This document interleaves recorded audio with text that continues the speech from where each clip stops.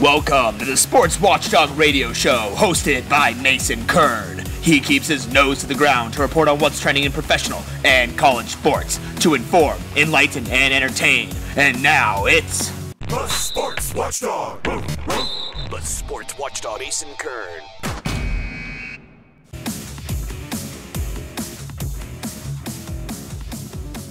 Hey everyone, welcome into another exciting edition of the Sports Watchdog Radio Show here on NBC Sports Radio, AM 1060 Phoenix. As always, I'm your host Mason Kern, here with you every Sunday from 7:30 to 8 a.m. And as always, I do have some great stuff on my channel. Today, you're going to be hearing from the U.S. Women's National Team soccer star Tobin Heath, as well as Brandon Williams, the former NFL San Francisco 49er turned life coach, sports commentator, and business guru. Now, this show, it's jam-packed. We got sports hot topics. As always, we also got an interesting happenings on the hardwood segment, so stay tuned. It's going to be a great show today. You're not going to want to miss it. Let's go. So as a kind of precursor and prelude of sorts to the interview we're going to be getting into here momentarily with Tobin Heath, once again, the United States Women's National Team soccer star and captain, real veteran presence on that roster. I want to get into some controversy in the men's game and the women's game of soccer. Now, obviously, the American men did not make it into the World Cup this past opportunity. It was very controversial. I mean, they just did not perform up to the standard that many thought they should and would, and they just missed qualification for the World Cup in general. But the women, on the other hand, have been dominant for years. They won the World Cup 4 years ago, and now in preparation for this summer's Women's World Cup, which will be taking place in France.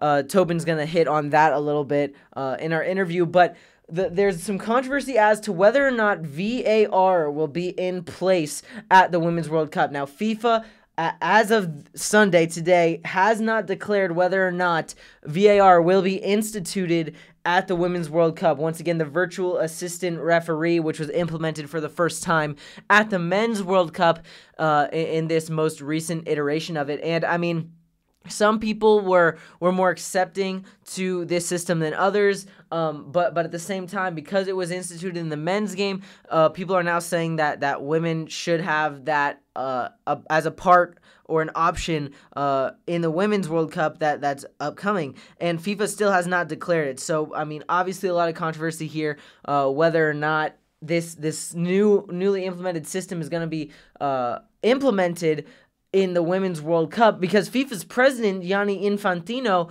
literally came out and said in the final news conference as the Men's World Cup was dying down last year, and he literally said that it was difficult to think about the World Cup without VAR. Now, that remains to be seen whether Infantino was actually referring only to the men's game or whether or not he was including the women's in that when he was calling that technology indispensable. Because if the women do not have this opportunity, if FIFA decides not to allow them to use VAR, it kind of says something about how they value women's soccer as a whole. I mean, here in America, at least, obviously soccer is an international sport, not as highly well regarded in America, and that's mainly because of the talent level. But the women's game is at the peak of the world. I mean, they've gold medals, Olympians. Tobin Heath, which we'll get into, silver medalist, gold medalist, I mean, at the Olympics, and a World Cup, a multi-World Cup champion.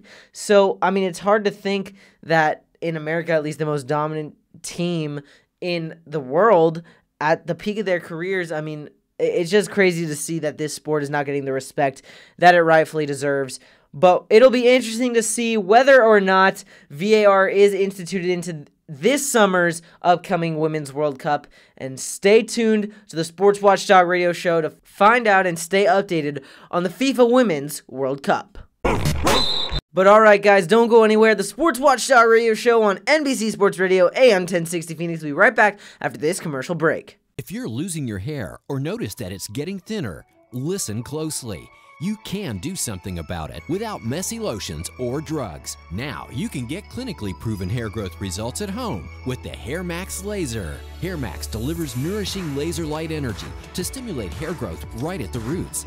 It's FDA cleared, recommended by doctors, and best of all, it has an amazing 93% success rate in clinical studies in both men and women, so you can be sure it works. Use it just 3 times a week and experience new hair growth, increased density, and healthier, fuller, more attractive hair in just weeks with a 5-month money-back guarantee. Now, for a limited time, save 15% on your HairMax order at hairmax.com. Type in code RADIO at checkout or call 1-800-9REGROW. That's hairmax.com code RADIO or 1-800-9REGROW. Experience real hair growth and save 15% with HairMax. Hey there, and welcome back to the Sports Watchdog radio show on NBC Sports Radio, AM 1060 Phoenix. I'm your host, Mason Kern, and joining us now on the line is Tobin Heath, the U.S. women's national soccer team star and 2-time Olympic gold medalist. Tobin currently plays midfielder for the Portland Thorns. She's a 2-time Olympic gold medalist and FIFA Women's World Cup silver and gold medalist. In 2016, she was voted as the Women's Player of the Year. She's also a spokesperson for the Alcon Invisible Edge campaign. So Tobin is here today to share some more info into her soccer career and the Invisible Edge campaign as well. So with that, hey Tobin, welcome to the Sports Watchdog radio show. So glad that you could be here today. Hey, thanks so much. Happy to be here. Yeah, thank you again for taking the time. So first off, before I really get into anything else, just kind of want to know your origin story in this sport. How did you get started playing soccer in the first place? Yeah, so I began playing soccer when I was 4 years old in the back of my local YMCA. And it was pretty much from that moment on that it's all I kind of wanted to do and what I fell in love with. Right, yeah, and I mean, that competitive edge and that determination to kind of get to the point where you are now at the pinnacle of the sport, what was kind of it like when you found out, hey, I can actually play this sport at a high level? Yeah, it was funny because I feel like my kind of like trajectory in the sport was just through my love. It never really felt like a sacrifice, and I feel like a lot of those like characteristics, like being competitive and having that drive and discipline was kind of innate. And then my love for the game, I found at an early age. So that was kind of my driving force throughout my career. And it's kind of been a propeller for everything, even today. Right, yeah, and I mean, that mindset is definitely a key aspect for athletes for sure. And I mean, obviously in any sport, especially contact sports such as soccer, it comes with the fair share of injuries. So how are you kind of able to stay determined, keep the right mindset when injuries do happen in order to kind of come back and still have that grit in order to get back on the pitch? Yeah, I think grit's a great word, and I think just having this kind of reframe type mentality, knowing that, you know, you can continue to get better and grow even when you're not on the pitch and sidelined. And almost that mental aspect of the game is even more important than the physical aspect of the game. So kind of reframing it into not like I can't play right now, but in I can use this time to get better in a different kind of way. And I think I've always kind of used that reframe to not kind of get down and disappointed. And you have to know as an athlete that, you know, that kind of comes with the job that you're going to get injured. And I think using those tools to kind of bounce back, it kind of allows me to come back better than when I left. Right, yeah, and I mean, for you personally, I understand you actually took a year off due to an ankle injury. So how are you able to kind of rehabilitate and then keep that mindset at the same time to get to a point where, hey, I'm still playing at a high level despite that ankle injury? Yeah, I think it's hard because, like, anytime you can't really do what you love, it's obviously a bummer, but kind of that reframe that I talked about helps, you know, knowing right. that you can still grow and use that time to get better is super important, because I think as athletes, like, we always want to be getting better. So knowing that there are other ways that you can be getting better and kind of focusing on those things, and also reframing and changing your perspective, like, getting injured isn't the worst thing in the world, although sometimes it feels like it. There's a lot worse things. So I think kind of keeping that positive mentality and knowing that there's a bigger perspective out there. Yeah, definitely. I think that's some great advice for sure. Now, I mean, there are some other, injuries as well out there. And one of those, eye health, definitely extremely important. So how significant is keeping that, your eyes kind of safe and that role in things? Yeah, I think everybody kind of talks about in soccer, especially this vision on the field, and And for me, people always say like, oh, you have great vision on the field. And we never really kind of take into account what that means, because when we think of strengths, we think of our physical strengths and attributes like speed and endurance and skills and stuff like that. But Right. in able to do that, we have to have great vision. And for me, who I don't have the best of eyes and I need contact lenses, my contacts are just as important, as my cleats in terms of comfort and wear. And that's why I teamed up with Daly's Total One contact lenses, because for me, I don't want to have to be thinking about my vision out on the field. I wanted contact lenses that were perfect for my occupation, being outside a Right. lot, having to wear them a lot. And also I have to perform at such a high level, so I need that focus. And these contact lenses, I always say, is the Ferrari to the contact lens world. And that's what I need in order to perform. So it was a perfect partnership, because it's something that is a necessity to me in my game. And it's also something that I need every single day. So kind of pairing those two together is the perfect contact lens for me. Right, and I mean, it definitely is still allowing you to perform at the top level. So, I mean, recently you were even been considered perhaps the USA's most skillful player by the United States Soccer Federation. So how do you kind of interpret and kind of receive the accolades and the compliments all the time and take it in stride? I think it's definitely awesome. I mean, I obviously work really hard and I enjoy what I do, but I think it's also I want to kind of change the culture of football or soccer in America, and the kind of way that I can do that in my playing career right now is just by the way I play. I want to inspire a generation to play a certain way, and I love kind of that entertaining style of football, the effective yet creative way of playing, and that's what I kind of want to give to the people that kind of love watching the sport. Right, yeah, for sure. I mean, definitely the changing the culture, especially here in America, definitely I think is a great mindset to have, especially for someone who represents the U.S. women's national team. And along those lines, I mean, so many accolades, like I said, gold medalist, silver medalist as well. I mean, when you look at your career as a whole, what do you kind of look on that you have fond memories about, or what are some of the fonder memories that you've had?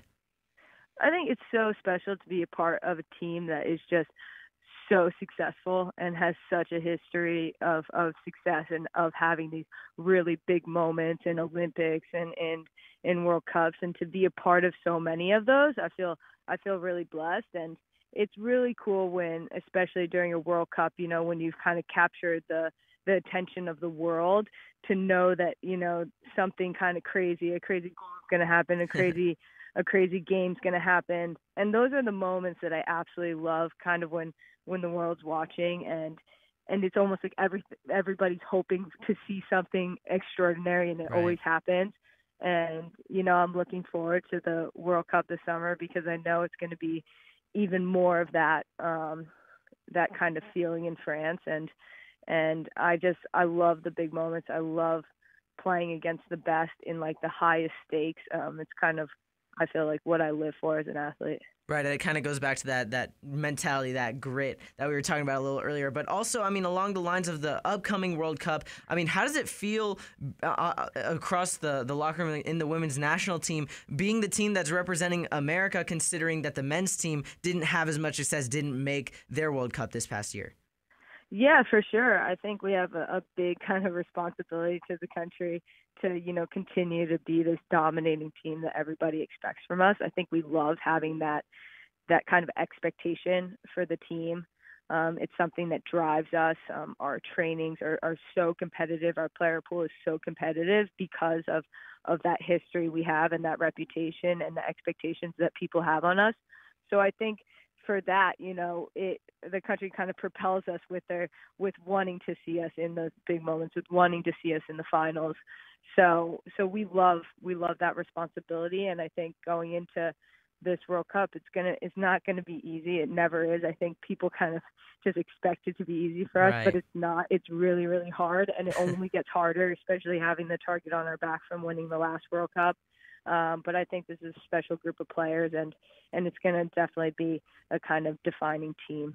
Right, yeah, and I mean, for you, how much does it speak to you, considering, I mean, you're a veteran leader on this team, trying to kind of instill a mindset and a way to play on the younger players who are coming up through the ranks?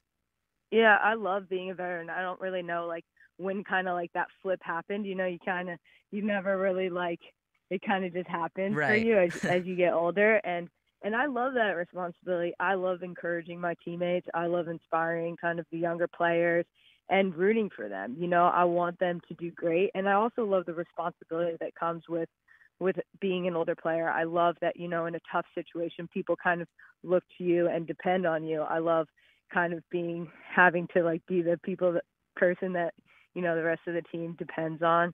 I think that's a really cool responsibility and something that I've really enjoyed in this process of becoming a veteran. Well, definitely really cool. Thank you so much again for your time, Tobin. The Sports Watchdog Radio Show on NBC Sports Radio, AM 1060. We'll be right back after this short. If you have a lot of devices that are always power hungry, get the Charge Hub Power Station 360 Surge Protector Power Strip from LimitlessInnovations.com. It's the most effective charging station on the market today. It features quick and convenient charging up to 10 devices simultaneously. That's juice for 10 devices all at once. The Charge Hub 360 is also designed with a safety power surge to protect all gadgets and devices while providing optimal charge. Find it at LimitlessInnovations.com.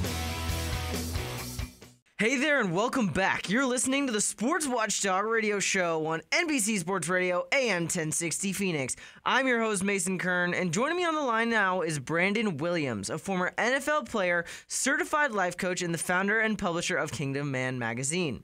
Kingdom Man Magazine is a personal, professional, and spiritual development magazine geared toward men. Brandon also has a bachelor's in communication and is certified with the International Coaching Federation. So Brandon is here to share more info into his NFL career and what he's been up to since. So with that, hey Brandon, welcome to the Sports Watchdog Radio Show. So glad you could be here today. Man, it's an awesome time to be alive, man, and I appreciate you having me. Yeah, thank you again for taking the time. So first off, before I really get into anything, I just kind of want to know what got you started in football in the first place. What's the origin story there? Wow, man, I started playing football when I was 6 years old. It's funny because nobody ever really pushed me into playing football, even though I had uncles who played football and I would go to high school football games as a little kid. But I grew up watching college. I didn't watch a whole lot of NFL, but I loved college football. I'm from St. Louis, Missouri. So I watched a lot of Missouri Tigers football Right. against Nebraska and Kansas and Colorado and things of that nature when it was the old Big 12. And so started playing when I was 6, fell in love with it, and I was hungry ever since then to continue and pursue to play at the highest level. Right, yeah, and I mean, along that journey, obviously being able to play at that high level, when did you kind of realize that you could play not only at the collegiate level, but eventually make it to the NFL? I didn't realize that I was good enough to play in the NFL until I was a senior in high school. Wow. My senior year in high school is when it all clicked for me, like, hey, I could actually go to the NFL because I had a conversation with my uncle who was my coach. He coached me in high school, but he wasn't coaching me at the time. And he said, look, he said this my freshman year, if you put in 8 years of hard work, you can get $1 million and go to the NFL. I was like, okay, I'm just trying to make the varsity football team as a freshman. So Right. Years progressed, years went on, and then I realized my senior year when I was getting scholarship offers, I was like, man, I'm literally only like 3 years, possibly 4 years, possibly 3 years away from actually making that dream become a reality. So that's when in my head it was all or nothing. I was going to the NFL. Right, yeah, and I mean that killer mindset. I mean that determination as well. Really something that's important, especially in terms of trying to make it to that elite level. So once you finally got there, then you've put in the hard work. You finally make it to the highest league of professional football. What are kind of some of your fondest memories that you look back on in your time in the league? Wow, the day I got drafted was really the coolest time for me. It was a time where I brought all my family together.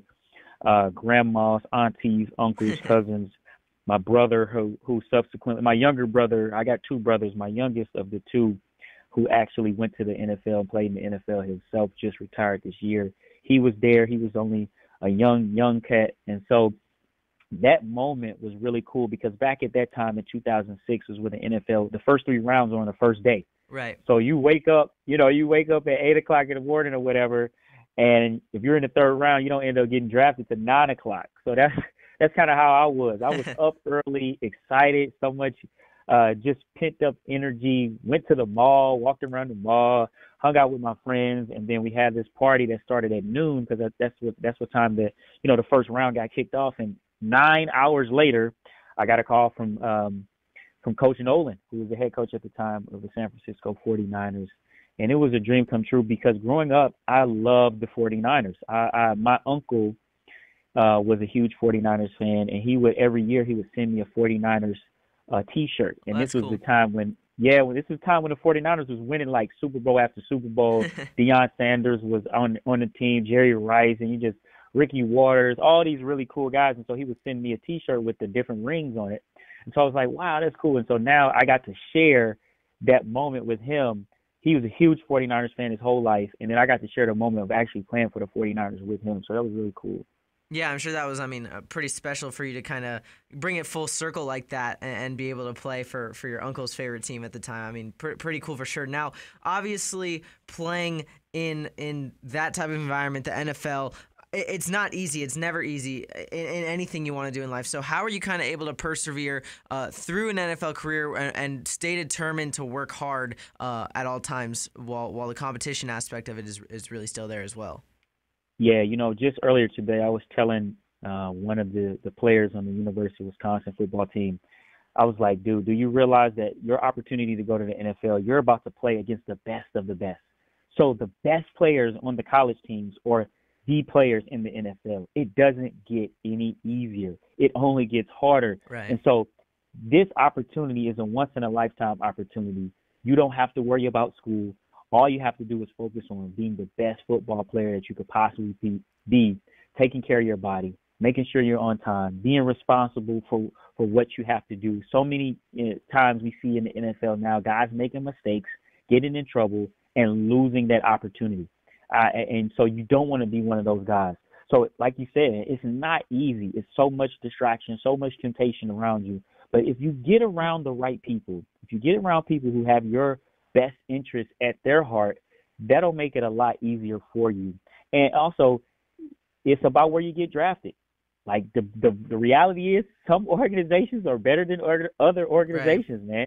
And if you get drafted to a good organization that has a great foundation of tradition and legacy and a great coaching staff who has continuity that's been around each other for a couple of years, you're going to walk into a situation where you're walking into a locker room where you got veterans on the team, you got veteran coaches, and they know exactly how to make you a better player than you were when you first walked in the door. Right, yeah, definitely. Pretty sound advice there from an NFL vet yourself. Now, obviously, the transition aspect of it for those players who leave football, try to get into other endeavors post-football, that's not easy either. So what was your transition out of the NFL like, and how was it, or what advice can you give to those who are transitioning as well? So it was rough, man. It took me about 5 years before I really got stable and figure out what it was that I wanted to do for the rest of my life. Right. And that's the number one thing that I would tell to any athlete. And I'm not talking about just NFL. We're talking every asset. You could be an Olympian. And once you start to transition out of your sport, that's when life really begins, and you become a new person. You become a different person because your whole life was dedicated to this sport and this regiment and this very specific way you went about your life. And now the whole world is opened up to you, and you really have never really explored what it's like to not play that sport and only focus on whether it's a career, whether it's entrepreneurship, whether it's getting into any other field. Right. And so I would say take the time to explore yourself. Really do a lot of deep reflection, self-awareness, self-identity, personal development. Go take a course. Go find you somebody that you can really focus on and that can help guide you. Right, exactly. And especially from an athlete standpoint, a lot of the time the sports that the athletes were a part of at one point, that determination, the grit of competing and all this kind of stuff actually does help kind of transition to whatever they do next. So in your case, was that prevalent at all, or how did the sport of football kind of help you transition to the next phase of your life? Yeah, it did. So when I was I'm an analyst for Big Ten Network and ESPN Radio. I've been doing that for about 9 years. So been a speaker, an author. I've been a commentator all these years. And so naturally, one of the biggest things I did that was related to sports was really leveraging my network. So as an athlete, you create this brand for yourself, whether you're trying to or not. You create a persona, and you have to learn how to leverage your network to be able to leverage what else it is that you want to do in life. And so as an athlete, we are consistently and persistently trial and error. We're trying to figure out what's the right play, what's the right step I need to take, how should I have my hands to catch a football, how should I scan the defense. So we're constantly doing this trial and error of what works and what doesn't work. And that's kind of how life is. That's how that transition is. Don't be afraid to try things that you never thought that you would do. Because I remember my first 5 years out of the league, every 6 months I was doing something new. And if you look on the outside looking in, you'd be like, this dude don't have a clue what he wants to do. But the reality was I didn't have a clue. I was trying to figure it out. And most people go through that stage early in their 20s or while they're in college. But as athletes, we don't get the opportunity or the luxury to just try stuff and fail and try something else and fail. Oh, you don't like that class? Go to another class. You don't like that job? Go to another job. And so we don't get that opportunity. And so when we hit 26, 27, when most guys retire, or mid to early 30s, it's like, yo, what do I like to do? What do I want to do? And then it's the time has sped up for us because maybe you have a family, maybe you have responsibilities, you probably have bills. So you can't just kind of sit around and not have any remnants of what it is you want to do. And so I don't care if you played in the league 1 year or you like Kobe Bryant, who went out on his last leg after 20 seasons, man. You have a depression, you have an anxiety, a detachment that happens to you that you still have this urge to play the game, but you can't. And so how do you manage that time? Do you sit on the couch and mope, or do you get active and run around and try to figure out? What I did, I was the jack of all, master of none. So I did a whole bunch of stuff, but that was better than just sitting on the couch, right? That was better than being a couch potato. But that's what I did, man. I fought depression by doing a whole bunch of stuff. And like I said, it took me 5 years to figure out what it was I wanted to do. Right, yeah. Pretty sound advice there, though, from Brandon Williams. Brandon, we're running out of time. Thank you so much. Where can our listeners go for more info or just to connect with you? Absolutely. You can follow me on social media at I am Brandon MW, or you can also go to my website, kingdommanmag.com. Well, there you go, guys. Make sure to go check out the social media, check out the website. Brandon, thank you so much again. All right, everyone, the Sports Watchdog Radio Show on NBC Sports Radio, AM 1060. Be right back after this quick break. If you're tired of hair falling flat, check out the npbeautiful.com flat iron by celebrity hairstylist David Babai, known for Kate Hudson's beachy waves. This sleek modern iron is curved, allowing for endless styling options like waves, flips, curls, and ringlets. Innovative rose gold vibrating plates heat up to 400 degrees, shuffling the hair back and forth to minimize tugging, slipping, or pulling. And 10% of net proceeds support pediatric cancer and animal welfare causes. Find it at npbeautiful.com. You ready to hoop it up? This is Happenings on the Hardwood. All right, guys, as always, at the end of the Sports Watchdog Radio Show, you're on NBC Sports Radio, AM 1060 Phoenix.